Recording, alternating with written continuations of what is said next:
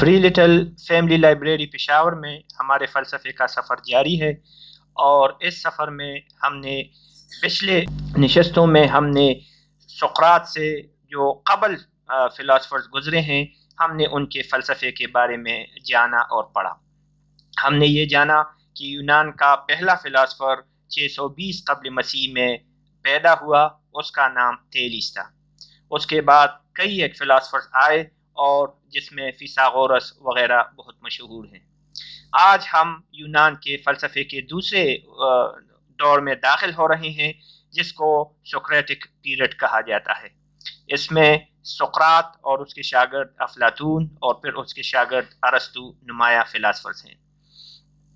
سقراط 470 قبل مسیح میں پیدا ہوا، اور 399 قبل مسیح میں اس کو زہر کا پیالہ پلا کر ابدی نیند سلایا گیا۔ سقراط ایک عظیم فلاسفر ہے، اور اس کے خیالات ہر انسان کو متاثر کیے ہوئے ہیں۔ میں خود یہ سمجھتا ہوں کہ اگر کوئی ہم میں سے کوئی پڑھا لکھا شخص، بھلے وہ فلسفہ پڑھے یا نہ پڑھے، مگر کم از کم وہ سقراط کی زندگی کے بارے میں، اس کی حالات زندگی کو ضرور پڑھے اور اس سے سبق حاصل کرے۔ آج ہم سقراط کے فلسفے کو تفصیل سے پڑھ رہے ہیں کہ وہ کون تھا۔ وہ ایتھنز میں پیدا ہوا، اور اس نے اپنا فلسفہ 40 سال کی عمر میں پیش کیا۔ سقراط نے علم اور نیکی کو بہت فوقیت دی، اور یہ کہا جاتا ہے کہ سقراط نے فلسفے کو آسمان سے اتار کر زمین پر لایا۔ اس کا مطلب یہ ہے کہ اس سے پہلے جو فلاسفرز تھے، وہ آسمان اور ستاروں اور چاند اور سورج پہ فوکس کیے ہوئے تھے، اور سقراط نے اپنے فلسفے میں انسانی زندگی کو فوکس بنایا۔ اسی اخلاق اور علم کی باتیں کرتے ہوئے سقراط کے کچھ لوگ مخالفین ہوئے، اور ان مخالفین نے اس پر ایتھنز کے سینٹ میں مقدمہ چلایا۔ 501 جیوری تھی، اور 501 میں سے آدھے سے زیادہ نے سقراط کو پھانسی کی یا موت کی سزا سنائی۔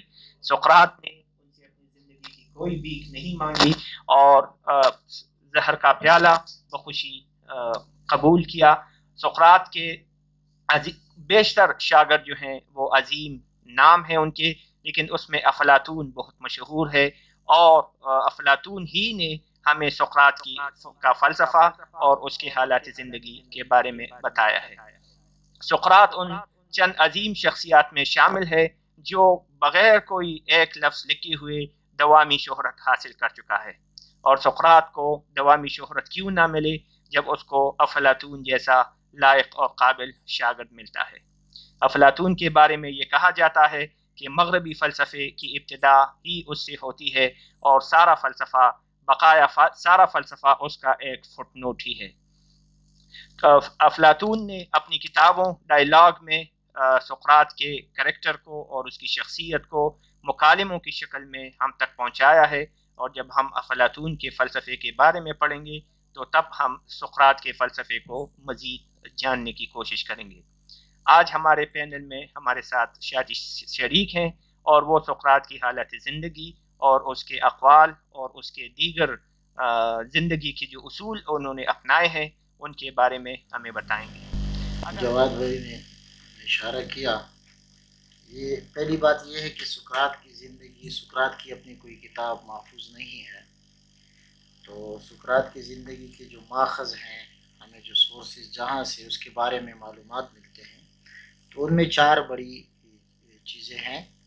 اس میں سے سب سے بڑا جو سورس اور سب سے بڑا ماخذ ہے جس میں ہمیں سقراط باتیں کرتا، بحث کرتا، چلتا پھرتا ملتا ہے اور اس کا پورا کریکٹر نمایاں ہوتا ہے، وہ افلاطون کے مکالمات ہیں۔ مکالمات افلاطون یہ پلیٹوس کے ڈائیلاگ ہے، جس میں مختلف شکلوں میں اس کی بحث ملتے ہیں، مختلف چیزوں پہ کس کس رنگ سے اس کو پیش کیا گیا ہے۔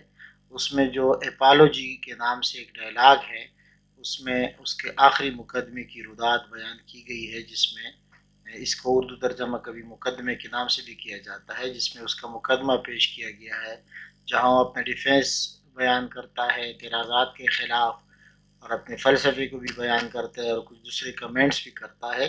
تو تو اپالوجی ایک اہم ڈائلاگ، باقی اس کے بہت سے ڈائلاگ میں افلاطون کی زندگی کا ہے۔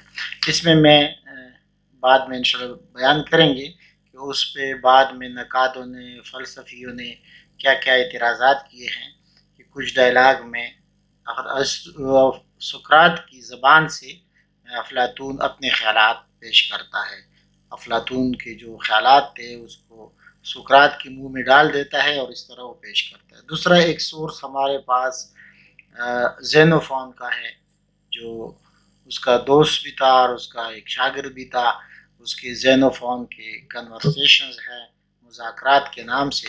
وہ ایک فوجی جرنیل تھے اور اس کے خیالات وہاں ان کی مختلف باتوں کو بیان کیا گیا ہے۔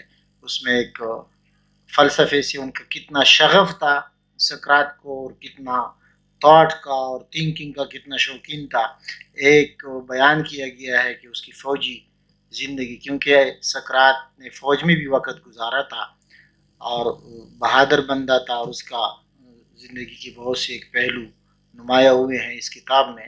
تو وہ کہتے ہیں کہ دین کے عصر کے وقت سے یا ظہر کے وقت سے ایک تاٹ پہ سوچتا سوچتا وہ کڑا رہ گیا، پھر شام ہوئی، شام سے پوری رات ہوئی اور اس پہ سوچ کر تھنکنگ کرتا رہا، سوچتا رہا اس مسئلے پہ اور ڈیبیٹ کرتا رہا، اور وہ کر رہی پوری رات گزر گئی۔ اس طرح دوسرے ڈائلاگ سے بھی پتہ چلتا ہے کہ وہ مختلف بازاروں میں جاتا تھا اور ایک ایک لوگوں کو، بندے کو پکڑ کے اور اس کو کڑا کر کے وہ بحث کرتا تھا۔ تو ایک دوسرا ایک سورس زینوفون ہے، اس کا زینوفون کی جی، اس پہ پھر یہ اعتراضات کیے گئے کہ چونکہ وہ فلسفی نہیں تھے یا گہرے فلسفی نہیں تھے، تو اس لیے جو سقراط کے جو فلسفے کا عنصر ہے وہ زیادہ نمایاں ہو کر نہیں آیا اور زیادہ کھل کر نہیں آیا ہے، اس لیے وہ عنصر، فلسفے کا عنصر، تھاٹس کا عنصر اس میں کم ہے۔ باقی زندگی کے حالات اور وہ بیان کی گئی ہیں۔ تیسری ہے، وہ ایک ڈرامہ نگار تھے ایرسٹوفن نے ایک ڈرامہ لکھا کلاؤڈ کے نام سے، بادل کے نام سے۔ اس میں اس نے سقراط کا مذاق اڑایا ہے، سقراط کی مختلف چیزوں کو سیٹائر کی شکل میں لمپون کر کے، تنقید کر کے اور مختلف مذاق اڑایا ہے۔ اور اس میں انٹرسٹنگ بات یہ ہے کہ سقراط بنیادی طور پر سوفسٹ کی بہت سی باتوں کا مخالف تھا، لیکن ایرسٹوفن نے سقراط کو اس ڈرامے میں سوفسٹ بن کے دکھلایا ہے، کیونکہ لوگ وہ زیادہ فرق نہیں کر سکتے تھے، سوفسٹ کے خلاف ایک بہت بڑا نفرت کے جذبات اٹھ رہے تھے، تو وہ اس کو چونکہ ارسطو کو، سقراط کو اس نے اس طرح پیش کیا ہے، تو بعد میں اس کو جو سزا ہوئی، بہت سے نقادوں نے بیان کیا ہے کہ یہ بھی ایک وجہ بنی ہے ڈرامہ، یا اس کے جو خیالات تھے کہ اس کو کنفیوز کیا گیا سوفسٹ کے ساتھ، چونکہ سوفسٹ کے خلاف خیالات تھے اور اس ڈرامے میں سقراط کو سوفسٹ کا سب سے بڑا لیڈر بنا کے پیش کیا گیا ہے۔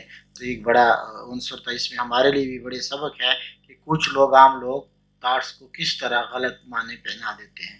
چوتھی جو بات ہے جس کا ذکر کیا گیا وہ ارسطو کی کتابوں میں، اور ارسطو نے سقراط کی بہت سی چیزوں پہ تنقید کی ہے، اور اس کو آپ جاندار تنقید بھی کہہ سکتے ہیں، بہت یہ تنقید مطلب ہے کہ تھاٹ پروکنگ ہے، اس پہ سوچا بھی جا سکتا ہے کہ سقراط کس نہج پہ، کس لائنز پہ سوچ رہا تھا، اور ارسطو نے اس پہ کس لائنز پہ تنقید کی ہے۔ اس پہ انشاءاللہ آگے بات کریں گے۔ یہ 4 بڑے سورسز ہیں، اور اس پہ جو تنقید ہے کہ پلیٹو پہ یہ تنقید کی گئی ہے کہ بعض جگہ بنیادی جو فلسفہ یا دوسری چیزیں ہیں اس سے جوڑ نہیں کھاتی۔ اس پہ یہ بات خاص کر کچھ نقادوں نے بیان کی ہے کہ اس پہ پلیٹو پہ اثر زیادہ تھا فیثاغورسی کی جو مسٹک فلسفی تھی اس کا اثر تھا، اور سقراط کی منہ سے بھی وہی باتیں کہلائی گئی ہے جس کا تعلق مسٹیسزم سے ہے اور دوسری چیزوں ہے، جس کا پورے معاشرے میں چرچا تھا۔ تو وہ حالانکہ سقراط تو بڑا ریشنلسٹ بندہ تھا، ریزن پہ یقین رکھتا تھا، اور ارسطو نے اس کی جو ریشنلزم کی جو سائڈ ہے اس پہ بھی تنقید کی ہے۔ یہ چار بڑے ماخذ پہ بات تھی، باقی باتیں کریں گے اس کے بعد کے دوست کچھ اور کہہ سکتے ہیں۔ سقراط کے حالات زندگی بھی اتنی ہی امپورٹنٹ ہے جتنا کہ اس کا فلسفہ۔ Free little family library Peshawar میں سقراط کے فلسفے اور اس کے حالات زندگی پر بیشتر کتابیں موجود ہیں، چھوٹی بڑی زیادہ تر کتابیں موجود ہیں جس کا آپ مطالعہ کر سکتے ہیں۔ اس کے علاوہ اسلم میر صاحب نے جو بات کی ذہن و فن کے بارے میں کہ اس نے کتاب لکھی ہے، یہ ایک جنرل تھا اور شاید اس کی کتاب میں اتنی ادبی مٹاس نہیں ہے جتنی کہ افلاطون کی ڈائلاگز میں ہے۔ اس کتاب پر ایک تبصرہ نگار نے لکھا ہے کہ اس نے سقراط کے مقدمے کو ایسا پیش کیا ہے کہ اگر واقعی یہ مقدمہ اس طرح ہوا ہے تو سقراط کو پھر کسی صورت میں بھی موت کی سزا نہیں ہونی چاہیے۔ بہرحال یہ کتابیں کتنی اتھینٹک ہیں، کیونکہ یہ سقراط کے مقلد تھے، اس کے شاگرد تھے، تو ایک بات نیچرل ہے کہ انہوں نے اپنے استاد اور پیر کو جو ہے بڑا چڑھا کر پیش کیا ہے۔ اسی طرح افلاطون کے بارے میں بھی یہ کہا جا سکتا ہے کہ اس نے بہت سی ایسی باتیں سقراط کے منہ سے کہلوائی ہیں کہ شاید وہ سقراط نے نہ کہی ہو، اور افلاطون نے کسی وجہ سے یا عوامی دباؤ کو سقراط کی طرف موڑنے کے لیے جو کہ ابھی مر چکا ہے بعد از مرگ، تو بہت سے لوگ یہ کہ سمجھتے ہیں کہ شاید یہ ساری باتیں سقراط نے نہ کہی ہو اور افلاطون نے ڈائلاگ میں اس کو جگہ دی ہو۔ بہرحال افلاطون نے کبھی بھی ان ڈائلاگز میں اپنے لیے امپورٹنٹ جگہ نہیں دی ہے، بلکہ اس نے اپنے استاد کو بہت زیادہ امپورٹنس دی ہے۔ جس طرح ایک ڈرامے میں سقراط کو ڈیگریڈ کرنے کی کوشش کی گئی اور اس سے عوام میں سقراط کی جو ہے ویلیو کم ہوئی، اور اس سے ہم یہ پتہ چلا سکتے ہیں کہ ڈرامہ عوام کے ذہن کو کنٹرول کرنے کے لیے ایک بڑا کارآمد ٹول ہے۔ اس زمانے سے لے کر آج تک جو ہے ڈرامے چل رہے ہیں اور بوقت ضرورت ڈرامے بنائے جا رہے ہیں اور ان کو پروموٹ بھی کیا جا رہا ہے۔ اس پر ڈرامے میں جو سقراط پہ الزام لگایا گیا کہ ہی واز سارٹ آف سافسٹ، اور عوام کو سقراط کی ایک ایسی شکل پیش کی گئی کہ وہ سافسٹ بنا کر ان کو پیش کیا گیا۔ تو سقراط تو خود سوفسٹائیوں کے خلاف تھا۔ سوفسٹائی جو ہیں وہ گھوم پھر کر علم دیا کرتے تھے، حق بات کی تلاش میں وہ نہیں تھے، بلکہ وہ مقدمہ بازی اور سیاست میں کامیابی کے ہنر سکھایا کرتے تھے اور اس عمل کے وہ پیسے وصول کیا کرتے تھے۔ سقراط بھی ان سینس سافسٹ میں سملرٹی یہ ہے کہ سقراط بھی گھوم پھر کر علم دیا کرتا تھا، لیکن سقراط اس علم کے بدلے نہ پیسے وصول کرتا تھا اور نہ جو ہے وہ سرسری اور بنی بنائی باتیں کرتا تھا، بلکہ وہ حق کی تلاش میں تھا۔ سقراط کے حالات زندگی اور فلسفے کو ہم مل ملا کر پڑھ رہے ہیں۔ میں چاہتا ہوں کہ ہمارا کوئی ساتھی اس پہ گفتگو کرے اور اس بحث کو آگے لے جائے۔ سوکریٹیز کے بارے میں یہ بھی مشہور ہے کہ وہ جس طرح جواد صاحب نے کہا، ڈاکٹر جواد صاحب نے، کہ وہ گھوم پھر کر لوگوں کو علم دیا کرتا تھا، تو وہ گھر سے باہر نکلتا تھا اور اس کے علم دینے کا طریقہ یہ تھا کہ وہ کوشچنس پوچھتا تھا، پہلے کوشچن پوچھتا تھا اور بعد میں پھر انہیں کوشچنس کا خود جواب دیتا تھا۔ تو جو یہ سوکریٹیز میتھڈ ہے آج کل ہم اس کو بڑا سنتے ہیں، تو یہ ایک طریقہ ہے کہ لوگوں کو علم دینے کے لیے وہ اس طرح یہ طریقہ اس نے اپنایا ہوا تھا۔ ڈائلیکٹکس کا میتھڈ تھا، اور مطلب ہے کہ بحث کے ذریعے، یعنی کہ ایک سوال اٹھاتا اور پھر اس سوال کا جواب دیتا اور اس جواب میں کوئی اور سوال موجود ہوتا، تو اس سے وہ حق بات کی طرف پہنچنے کی کوشش کرتا یا کسی چیز کی صحیح ڈیفینیشن تک پہنچنے کی کوشش کرتا۔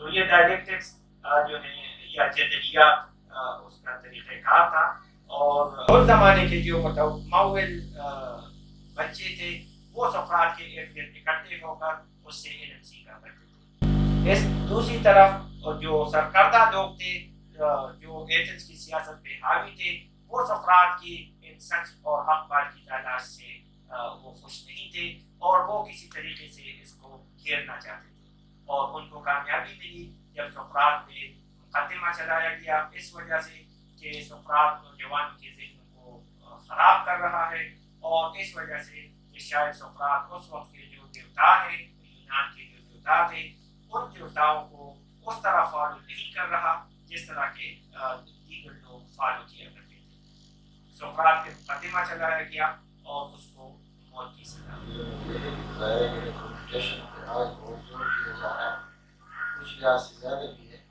ایک تو اورل ایجی اور کلچر تھا، دوسری بات یہ ہے کہ ایک بندہ ایک ہو کر میں کوئی بات کہتا ہے، ایک ہو کر میں آپ میرے ساتھ گاڑی میں جا رہے ہیں، ایک مجلس میں بات، ایک بندہ کسی بندے کے ساتھ 30 سال رہا، 20 سال رہا، وہ بات اس نے ایک جگہ نہیں کی، 2 جگہ نہیں کی، 3 جگہ نہیں کی، ایک کے سامنے کی، دوسرے کے سامنے کی، تیسرے کے سامنے کی.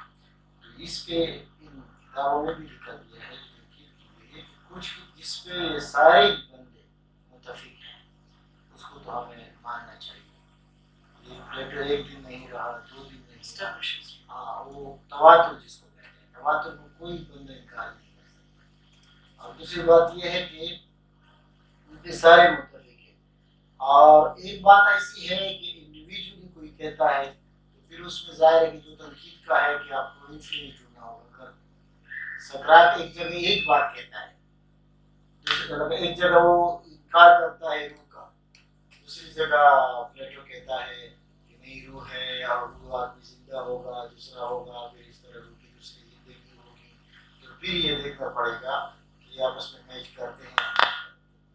پھر وہ ظاہر ہے کہ جو تنقید کے طریقے ہیں وہ ساری چیزوں میں اپلائی ہوتے ہیں، وہ ہسٹری میں بھی اپلائی ہوتے ہیں اس میں.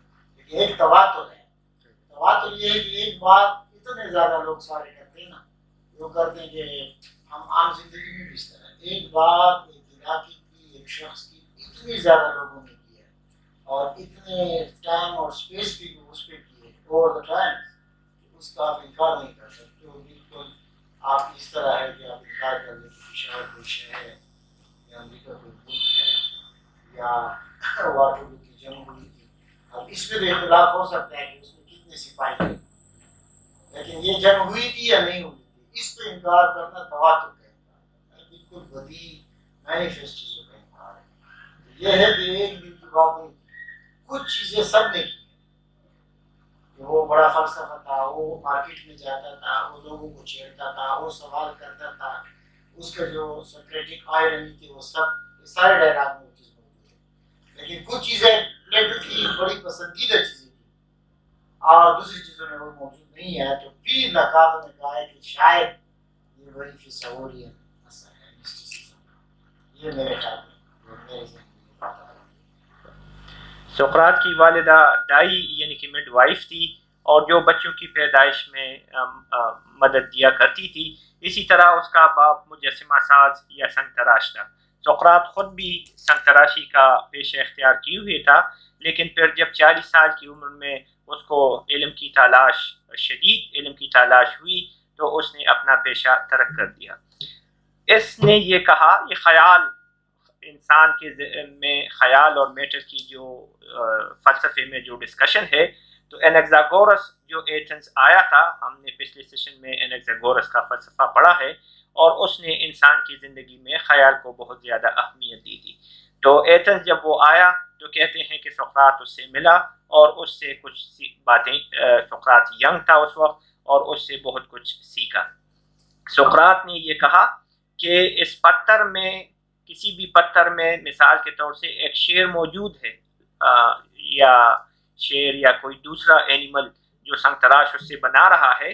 سنگ تراش تو صرف اس سے ارد گرد کے پتھر کے ٹکڑے ہٹا دیتا ہے، ادروائز وہ شیر یا وہ مچھلی یا وہ فش اس پتھر کے اندر موجود ہے.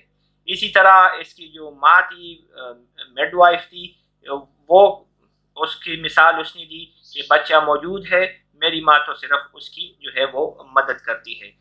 اس کا ایک دوست ہے بچپن کا، اسکول کا کلاس فیلو ہے، کرائٹو، اور اس نے اس کے بارے میں پھر لکھا بھی ہے. بہت قریبی دوست تھا سقراط کا. تو کہتے ہیں کہ لڑکپن میں سقراط ایک برتن ساز شخص سے ملا جو صراحی بنا رہا تھا. تو اس نے کہا کہ یہ صراحی تو اس مٹی میں موجود ہے، لیکن یہ برتن بنانے والا صرف اس سے وہ صراحی باہر نکال دیتا ہے. تو سقراط یہ کہا کرتا تھا کہ کوئی خیال یا کوئی چیز موجود ہے، صرف اس کو سوال و جواب یا ڈائلیکٹکس کی مدد سے اس کو نکالا جا سکتا ہے. سقراط جمہوریت کو ناپسند کرتے تھے، اور آپ نے کہا کہ کسی شخص کو اس وجہ سے حکمران نہیں بنایا جا سکتا کہ لوگ اس کو پسند کرتے ہیں، بلکہ آپ نے کہا کہ حکمرانی ایک سکل ہے، ایک آرٹ ہے، اور یہ صرف ٹرین شدہ لوگوں کو دی جا سکتی ہے۔ اس کے علاوہ سقراط شاعری کو اور شعراء کو بھی پسند نہیں کرتے تھے۔ آپ کہتے تھے کہ وہ جذبات میں آ کر ایسی باتیں کر دیتے ہیں جو عقل سے پھر مناسب نہیں لگتی، تو آپ نے جمہوریت اور شاعروں وغیرہ کو سخت ناپسند کیا۔ اچھا، آپ نے اس میں بات کی کہ ڈس لائک ڈیموکریسی اور صرف اس وجہ سے نہیں کہ لوگ انہیں وہ کرتے ہیں، تو شاید میرا ایک وہ خیال بھی ہے اور سوال بھی ہو سکتا ہے کہ چونکہ اس کے بارے میں کہا جاتا ہے کہ ہی سروڈ ان دا پیلوپونیشین وارس، تو انہوں نے خود اس وارس میں حصہ لیا تھا، اور وہ تو ایتھنز اور اسپارٹا کے تھے، تو میں بھی یہ ہو سکتا ہے کہ انہوں نے یہ آئیڈیا اسپارٹن سے لیا ہو، کیونکہ اسپارٹا کا جو سسٹم تھا ایتھنز کے مقابلے میں وہ تھا بڑا آرگنائز تھا، یعنی یہ تو اسپارٹن کہتے تھے کہ مطلب یہ والے لوگ پرٹیکولرلی اس جگہ پہ جائیں گے، یعنی پرٹیکولر وہ ان کو ایجوکیشن دیا کرتے تھے کہ مطلب کون لوگ ملٹری میں سرو کریں گے، یا کون لوگ وہ بنیں گے رولرز بنیں گے، یا کون لوگ دوسرے ٹیکنیشین، جس کا بعد میں گریک انہوں نے بھی وہ لیا جب انہوں نے دیکھا کہ ایتھینینز یعنی پرٹیکولرلی پلیٹو جب اپنی اس کا کرتے ہیں آئیڈیل اسٹیٹ یا جسٹس کی اس میں یہ چیزیں بیان کرتے ہیں، تو یہ ایک ہو سکتا ہے کہ شاید کیا ان کا جو رائز، آپ کا مطلب یہ کہ ان کا جو رائز تھا تو سے وہ امپریس تھے، اور ان کا جو سسٹم تھا ان ڈیموکریٹک تھا، تو اس کے اثرات ایک اچھا کہ ویسے اس پہ بہت بڑی ریسرچ ہونی چاہیے، جو مشہور ہے کہ جمہوریت کے خلاف کچھ رائٹر نے لکھا ہے کہ یہ پلیٹو کی کچھ باتوں کا اثر ہے، اور کچھ کہتے ہیں کہ خاص قسم کی جمہوریت، وہاں جو برے لوگ اس میں دخیل ہو گئے تھے اور اس میں جس کے اثرات اس کی وجہ سے وہ اس قسم کی جمہوریت کے خلاف تھے، چونکہ اس کے ہاں ورچو بہت بڑی چیز تھی، اس کا مین آئیڈیا وہ ریلیز بنتے تھے، لوگوں کو بہت اعلیٰ پیمانے پہ ناپتے تھے، تو اس قسم کے لوگوں کا اور پھر ان کا حکومت پہ بڑے عہدوں پہ متمکن ہونا یہ ان کے لیے بڑی شاکنگ بات تھی، اس لیے وہ اس جمہوریت کے خلاف تھے۔ کچھ رائٹر نے لکھا ہے کہ وہ اس کا جمہوریت کے خود مخالف نہیں تھے، کیونکہ وہ جو تاٹ میں تھے اتنے آزاد تھے، لوگوں کو ہر قسم کی چیز کو ڈسکس کرتے تھے، یہ پھر جمہوریت کے مخالف نہیں ہو سکتے تھے، وہ خاص لوگوں کی وجہ سے۔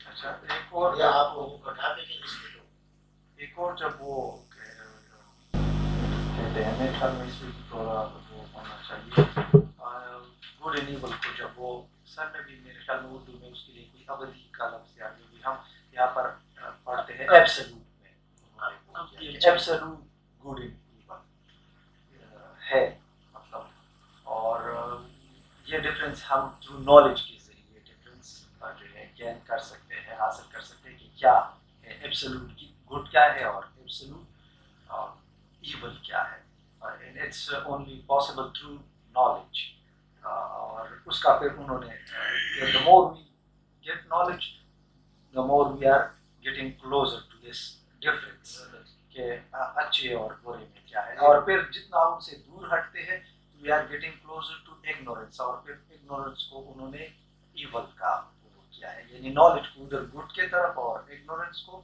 ایول کے ساتھ ہو گیا۔ لیکن میرا پرٹیکولر ایک جگہ پر وہ رہتا ہے کہ in what particular terms did he mean کہ absolute وہ ہے کہ good and جو ہے evil یہ absolute ہے۔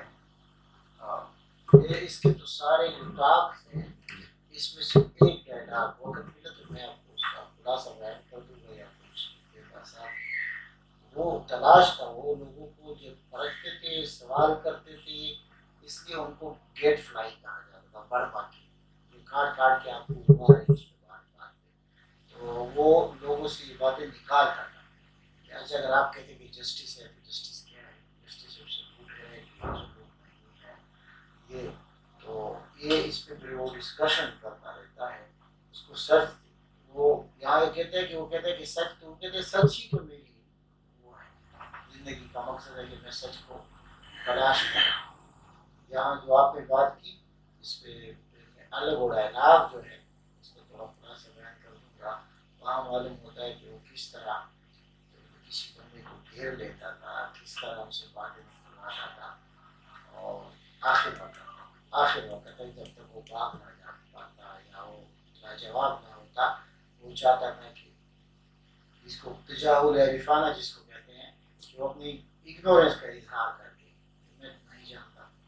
और इसमें हम शायद बात भूल गए कि जो डेल्फी का काहिन था ऑरेकल, जिससे पूछा गया कि सबसे वाइज पर्सन कौन है और उसको कहा गया कि वो तो सुकरात है, सुकरात से कोई वाइज है ज़्यादा दाना है, तो उसको कहा गया कि उससे ज़्यादा दाना नहीं है। तो उसमें जो उसका आखिरी डायलॉग है बालूजी, उसमें भी उसने किया कि जब मैंने ये बात सुनी तो मैं बड़ा मुस्तरीब हुआ, परेशान हुआ कि मैं तो वाइज इतना नहीं हूँ। तो फिर मैं जितने वाइज लोग मशहूर थे, दाना लोग, उन एक का के पास गया और उनसे मैं मालूम करता गया कि वाकई वो वाइज है। तो उनके जो प्रिटेंशंस थे विजडम के बारे में वो एक गिरते गए और मुझे मालूम हो कि इतना वाइज नहीं। मैं खुद भी अपने आप को वाइज नहीं कहता था, लेकिन जितने लोग मशहूर थे उन सब के एक के पास सुकरात कहता है कि मैं गया, उनको परखता रहा, उनको एक्सप्लोर करता रहा, सवालात करता रहा, लेकिन जो इग्नो विजडम की वो है।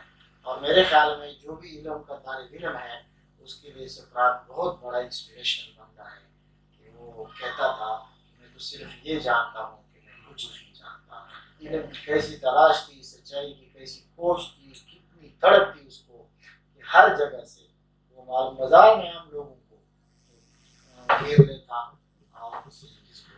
मतलब हम ये कह सकते हैं कि उसके अपने थॉट्स कम थे बनस्पति के उसके क्वेश्चन ज्यादा थे। और मेरे ख्याल में जी उसको प्लेटो ने भी ये किया है कि वो कहता था कि असल में नॉलेज इनबॉर्न इनेट होता है लोगों के पास, उसको सिर्फ खोजने की जरूरत है। डायलॉग से मैं करूंगा कि उस बंदे को बार बार कहता है कि है बात, जरा मेहनत करो, हिम्मत करो, तुम बात निकालो, तुम मेरी बात का जवाब दे सकते हो, ये बात तुम्हारे पास है, लेकिन आप कह नहीं पड़ते, आपसे सुस्ती हो रही है, आप हिम्मत नहीं कर रहे, आप मेरे सवालात का सामना नहीं कर पाते, हालांकि इसका तुम जवाब दे सकते हो।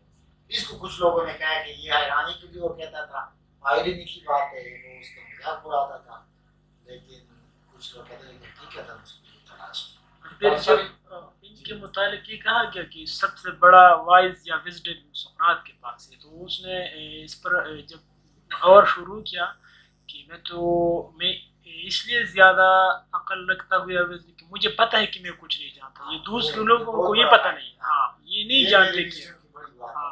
और उसने ये भी कहा कि असल विजडम तो सिर्फ खुदा के पास है, वो विजडम हमारा तो मतलब है कि आर्जी है या वो है, विजडम सिर्फ खुदा के पास है, सारा विजडम उसके पास है। सर आपने जो बात कही कि वो कहता है कि विजडम खुदा के पास था, तो सोक्रेटिस के खुदा का तस्वर क्या था? आगे ये वहाँ लिखा है और इस पे भी लोगों ने डिस्कशन की है कि वो कुछ जगह ये मालूम होता है कि वो ईमान के जो आम देवता थे उनका कुलम मुखालिफत नहीं की, जो उस पर एतराज़ किया गया कि ये हमारे देवताओं को गलत कहता है और अपने देवता वो ईजाद किए। तो अपने देवता की जो बात थी वो हम बयान ना कर पाए। वो कहता था कि डायमंड एक है, एक ऐसी हस्ती है या ऐसा एक कोई है जो मुझे कहता रहता है कि तुम ये काम ना करो, मुझे पहले से वार्न कर देता है और उसकी बात को मैं कंप्लीट यकीन से करता हूँ। उसको किसी ने कहा कि वो उसके फिक्री ज़मीर की तरफ इशारा है, कोई गैबी इशारा था या क्या था, लेकिन उसका नाम वो जो वर्ड इस्तेमाल हुए डायमंड के नाम से, लेकिन जिस तरह वो बात करता है वो ये तकरीबन 3-4-5 लोगों सब ने लिखा है एक सुप्रीम गॉड को उसके यकीन था।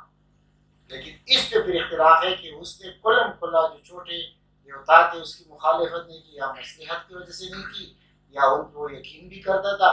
लेकिन एक डायलॉग जो मैं खुलासा करता हूँ उसमें उसने जो बंदे शिर्क पे यकीन थे उनको उसने कैसे घेरा है और कैसे वो सवालात करता है, बहुत इंटरेस्टिंग डायलॉग है, मतलब आप खुद पढ़ो, टाइप होगा जो है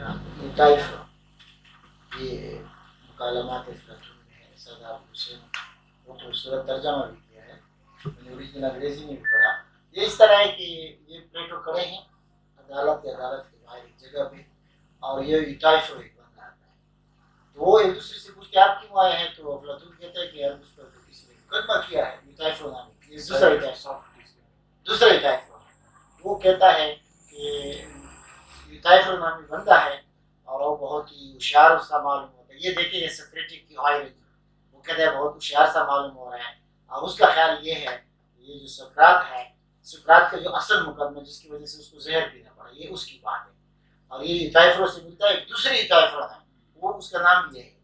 سقراط کہتے ہیں کہ اس نے مجھے مقدمہ کیا ہے کہ جوانوں کو گمراہ کرتا ہے. بڑا ذہین بندہ ہے، اس کو یہ کیسے پتہ چلا کہ میں واقعی میں تو لوگوں کو کچھ پڑھا رہا ہوں. اور یہ ابھی نئے نئے کی بات کہتا ہے یا آہستہ آہستہ بڑے جوان اور ہوشیار لوگوں کے بارے میں بھی کہے گا کہ سقراط یہاں طنزاً یہ بات کہہ رہے ہیں. اس کے بعد پھر اس سے وہ کہتا ہے سقراط کہ آپ کیوں آئے ہو؟ تو اس کو کہتا ہے کہ میں بھی ایک مقدمے کی اس میں آیا ہوں. اس نے کہتا ہے آپ کا کس پہ ہے مقدمہ، نالش کر رہے ہو؟ اس نے کہا آپ حیران رہ جائے گے کہ اس کو میں سو کر رہا ہوں. کون؟ اس نے کہا میرے باپ پہ مقدمہ ہے. میرے باپ نے ایک غلام کو قتل کیا ہے، اس غلام نے ایک دوسرے غلام کو، ہمارے ایک دوسرے غلام کو قتل کیا تھا. وہ اس کو باپ نے پکڑا کہ تم نے کیوں قتل کیا اس سلیو کو. تو پھر باپ نے پکڑا، اس کو دکھ میں رکھا اور کاہن کے پاس اطلاع بھیجی کہ ہم کیا کریں. کاہن بڑا سخت تھا اس کا. تو کہتے کاہن کی اطلاع سے پہلے وہ پیاس یا تکلیف سے بنتے ہوئے وہ مر گیا. تو ابھی چونکہ قتل ہے، خواہ میرے باپ نے بھی کیا ہے کسی نے بھی کیا ہے، تو یوٹائفو جس کے نام سے علاج ہے، تو میں باپ کے خلاف مقدمہ کرنے آیا ہوں کہ اس کو بھی قتل کی سزا دی جائے. اور میرے سارے خاندان والے مجھے برا کہہ رہے ہیں، سارے خاندان والے خلاف ہیں کہ باپ نے تو پہلے قتل نہیں کیا، وہ مر گیا، اسے صرف باندھا تھا اور انتظار کر رہا تھا. دوسری بات ہے کہ آپ باپ کے خلاف کس طرح کہہ رہے ہیں؟ تو وہ بھی کہتے ہیں کہ نہیں، باپ ہے کوئی بھی ہے قتل ہے. تو یہاں جو سقراط کا انداز ہے، پھر سقراط اسے سوالات کرے گا. اچھا آپ جو کہہ رہے ہیں کہ قتل ہے، قتل برائی ہے نا؟ برائی ہے. اچھا پھر برائی کیا ہے؟ تو اچھا نیکی کیا ہے؟ یہ فیصلہ کون کرے گا؟ تو کہتے ہیں اس سے گارڈ ناراض ہوتے ہیں. اچھا پھر گارڈ ناراض ہوتے ہیں تو یہاں پھر وہ اپنے جو ڈائلاگ ہے بہت خوبصورت لمبا ڈائلاگ ہے، سارا نہیں سنا سکتے، تو وہ بھی ڈسکس کرتے ہیں. اچھا اس میں بڑا پڑھنے کا آتا ہے اسلامک جورسپروڈنس میں، آج تک ایک پڑھنا ہے، فلسفی میں بھی پڑھا ہے کہ اچھا گاڈ جو ہے تو ایک اگر برا کہہ رہا ہے اور دوسرا وہ کہہ رہا ہے. آپ کو تو پتہ ہے کہ ہمارے جو گاڈ ہیں، اس سے مجھے پتہ چلتا ہے کہ وہ جو مختلف گاڈ تھے نا، مختلف، یہ اس کے خلاف تھا کہ آپس میں کنٹرڈکشن ہے، جس کو قرآن نے بھی بیان کیا کہ آپس میں لڑ پڑتے ہیں. تو وہ سقراط کہتا ہے کہ اچھا ایک گاڈ زیوس کہہ رہا ہے کہ یہ برائی ہے. آپ کو پتہ ہے کہ یہ تو آپس میں لڑتے رہتے ہیں، وہ سب کو پتہ تھا یونان میں کہ ہمارے دیوتا آپس میں چھوٹی چھوٹی باتوں پہ لڑتے ہیں، لڑکیوں پہ بھی وہ ہے. تو وہ کہہ رہے ہیں کہ دیوتا، تو ایک دیوتا کہتے ہیں ٹھیک ہے، ایک دیوتا کہتے ہیں غلط ہے. آپ کو پتہ ہے کہ اختلاف ہے، تو پھر ہم فیصلہ کیسے کریں گے؟ ایک دیوتا کہہ رہا ہے کہ غلط ہے، ایک دیوتا کہہ رہا ہے ٹھیک ہے. اس میں ایبسولوٹ جو آپ نے ضیاء بھائی کہا، تو سقراط اس معنی میں کہتا ہے کہ ایبسولوٹ کے لیے ایبسولوٹ فیصلہ کرے گا، ایبسولوٹ ہونا چاہیے. ہمارے تو ڈیفرنٹ ہو سکتے ہیں، وقت ٹائم اسپیس پہ ہو سکتے ہیں، میرے خیال میں اس وجہ سے وہ کہتے ہیں وہ فیصلہ کون کرے گا؟ ایک گارڈ تو لڑ رہا ہے، دوسرا اس سے لڑ رہا ہے، اس کو آپس میں اختلافات ہیں. پھر اس میں ایک اور بحث نکالتا ہے. اچھا یہ جو گناہ ہے یہ نیکی ہے. نیکی کیا ہے؟ دینداری کیا ہے؟ وہ کہتے ہیں دینداری کیا ہے. اچھا جو نیکی ہے یا یہ چیز مقدس ہے، ہولی، وہاں ہولی کا لفظ ہے، ایک چیز ہولی ہے، یہ چیز خود ہولی ہے، انٹرنسکلی ہولی ہے، یا خدا نے اس کو ہولی بنایا؟ یہ بحث ہو سکتا ہے کہ نہیں، خدا جب کہہ دیتا ہے کہ یہ چیز ہولی ہے تو وہ ہولی ہو گیا، یا چونکہ یہ ہولی ہے اس لیے خدا اس کو ہولی کہہ رہا ہے، اس کو ٹھیک کر رہا ہے کہ وہ دین ہے. تو یہ بحث چلتا ہے. وہ اس بحث سے وہ اس کا ناطقہ بند کر دیتا ہے اور وہ کہتا ہے کہ ابھی ٹائم نہیں میرے پاس، اور پھر میں ہم ڈسکس کریں گے. اور یہ سقراط عجیب بات ہے کہ سقراط یہ ڈسکشن کدھر چھیڑ رہا ہے. وہ اس طرح کیجیے کہ موت کے کنارے پہ کھڑا ہے، لیکن اس کو اتنا شوق ہے علم کا کہ وہاں بھی وہ ہے. بالکل ہمارے تو ابھی ہمارے ایک دوست کہہ رہے تھے کہ جرمنی کے وہاں ہماری یونیورسٹی اس میں تجربہ ہوا ہے، وہاں یہ ٹیچنگ کا جو استاد لگا ہوا ہے، کچھ ہے وہ کہتے ہیں کہ زیادہ اور طریقہ سوالات کا ہے. सवालात और सवालात पूछते हैं, वो करते हैं। रिलीजन से डिफरेंशिएट हो जाता है ना, रिलीजन रेडीमेड आंसर देता है, ये बंदा क्वेश्चन करके आंसर हाँ, तो फ़लसफ़ा तो वहाँ से शुरू हुआ ना कि मज़हब ने कुछ चीज़ें दी, उन्होंने सवालात पैदा किए, रस्म में उसके इब्तिदा में ये लिखा है कि इब्तिदा इसमें दो बड़ी जो चीज़ें हैं उस पर आप बहस करें। उसका जो वर्चू का तस्वुर था नेकी का, जिस पे एरिस्टोटल ने किया है कि नेकी और खुशी, कहते हैं आपको खुशी हासिल होगी नेकी से, आप जितना नेकी को करेंगे, हासिल करेंगे, नेक बनेंगे तो आप खुश हैं। और नेकी और खुशी का खास तौर पर उस पर कहते हैं कि वो बंदा बुरा बंदी भी खुश रह सकता है। और एक दो है इसका ये था कि नेकी जो है वो आप इल्म से हासिल हो सकती है, यानी कोई आदमी जितना ज़्यादा किसी नेकी को जानेगा, यानी जस्टिस को वो जितना ज़्यादा जानेगा, इल्म हासिल करेगा, तो फिर वो इतना ही जस्ट रहेगा। इसमें फिर रिश्ते की तनकीद ये है कि ज़रूरी नहीं है एक बंदे को जस्टिस का पूरा तरह पता होगा, उसको मालूम भी होगा कि जस्टिस क्या है, उसको मालूम होगा कि मॉडरेशन क्या है, उसको सब की है कि उनके शागिर्दों में कुछ शागिर्द थे कि वो बड़े शराबी थे, बड़े दूसरे गलत काम किए और वो भी किए और वो खुद भी देख रहा था। लेकिन इसमें एक बहुत खूबसूरत फिक्रा किसी नकाल ने लिखा है जो बहुत मशहूर हुआ है, कहते हैं कि अरिस्टो को इस तरह का सकरात का ये ख्याल आमतौर पर बड़ा इम्प्रैक्टिकल दिखाई दे रहा है कि सिर्फ नॉलेज आपको मालूम हो जाए किसी नेकी का कि नेकी क्या है तो फिर आप इसमें बड़ा हासिल कर सकते हैं। तो उसमें किसी का एक खूबसूरत फिक्रा है, it has been said of Socrates that in the strength of his character lay the weakness of his philosophy, क्योंकि वो बहुत ही मजबूत और डिसिप्लिन कैरेक्टर का बंदा था, तो वो खुद सोचता था कि बस मुझे इल्म हो गया जस्टिस का और उसका, तो फिर मैं ये चीज़ों का ख्याल करता हूँ। तो उसका ये ख्याल था कि सारे लोग इस तरह होंगे, वो खुद अच्छे बुलंद किरदार का मालिक था, तो वो कहते थे कि सारे लोग भी इस तरह के बुलंद किरदार हैं। लेकिन सारे लोग इस तरह नहीं थे, उनको पता होता था कि बुराई है, लेकिन फिर भी वो बुराई करने से वो कह रहे कि रूह के बारे में तो प्लेटो ने जिस तरह लिखा है वो हमारे तसव्वुफ में वो चीज़, अब ये चीज़ बाद लोगों ने कहा है कि प्लेटो की चीज़ है, प्लेटो इज अ होल जो आ रहा है थाट, ये जरूरी नहीं कि हर थाट किसी ने एक थाट आ रही है। उसमें यह था कि सॉल्ट जो है उसको आप नेक काम करेंगे, वर्चू में रहेंगे तो ये पाकीज़ा होता जाएगा, आप मजबूत होते जाएंगे, आप गलत काम करेंगे तो ये डिफाइल होगा, ख़राब होगा और इस तरह सब कुछ आपका खराब हो जाएगा। तो सॉल पे उसका बड़ा काम है, उस पर इसका प्लेटो का एक पूरा डायलॉग है। हर आदमी को के साथ इत्तेसाबी से काम लेना चाहिए। मेरा नॉलेज के डोमेन में ये बहुत ख़तरनाक चीज़ है कि आप एक चीज़ को समझे कि मैंने पूरा है, जो चीज़ है वो ठीक है और जिस तरह पढ़ाया गया है इसी तरह है उसका, तो फिर ये नॉलेज के डोमेन में भी और किरदार के डोमेन में भी वो गलत बात है। तो उसका आपने बड़ा खूबसूरत चीज़ याद दिला दी कि unexamined life is not worth living, ये उसका बहुत मशहूर हुआ। सुकरात की हालत ज़िंदगी और फ़लसफ़ा पे इतनी गुफ्तगू की जा सकती है जिसके लिए घंटे या 2 घंटे बहुत कम है। इजाज़त चाहने से पहले मैं एक दो चीज़ों की वजाहत ज़रूरी समझता हूँ। डेल्फी का मंदिर ये एथेंस से दूर एक मंदिर वाक़या था, अपोलो गॉड का मंदिर था और यहाँ एक काहिना थी, औरत थी जिससे लोग सवालात पूछा करते थे।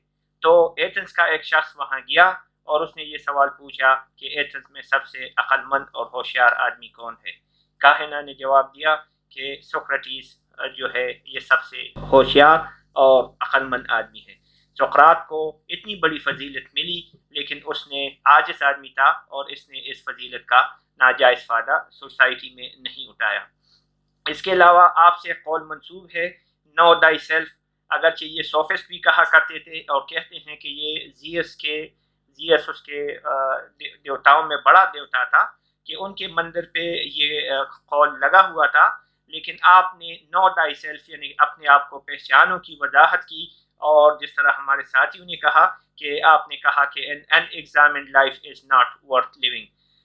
दूसरी तरफ आपने कहा कि what I know that I know nothing, इस वजह से आपको तशकीक کا بانی بھی کہا جاتا ہے، اسکیپٹسزم کا بانی بھی کہا جاتا ہے۔ بعد میں کلاسز میں ہم فلسفے کو بڑھتے ہوئے تشکیک اور اسکیپٹزم کو پڑھیں گے۔ آپ نے اگرچہ آپ پہ الزام تھا کہ سقراط نے دیوتاؤں کا انکار کیا یا ان کی ساری باتیں جو ان سے منسوب تھی ان کا انکار کیا، تو بہرحال آپ سقراط نے اپنے مقدمے میں زیوس گاڈ کا جو ہے قسم کھائی ہے، تو اس سے یہ پتہ چلتا ہے کہ وہ ٹوٹلی جو ہے گاڈس کے اس وقت کے دیوتاؤں کے خلاف نہیں تھا۔ دوسری طرف سقراط کا کہنا تھا کہ اس کو غیب سے کوئی اشارہ ملتا ہے اور غیب سے اشارے میں جو بات اس کو ملتی ہے وہ سچی ہوتی ہے۔ آپ کا سب سے مشہور اور اچھا قول جو ہمارے لیے ہے وہ ہے knowledge is virtue، علم نیکی ہے۔ اسی کے ساتھ اجازت چاہتے ہیں، خدا حافظ۔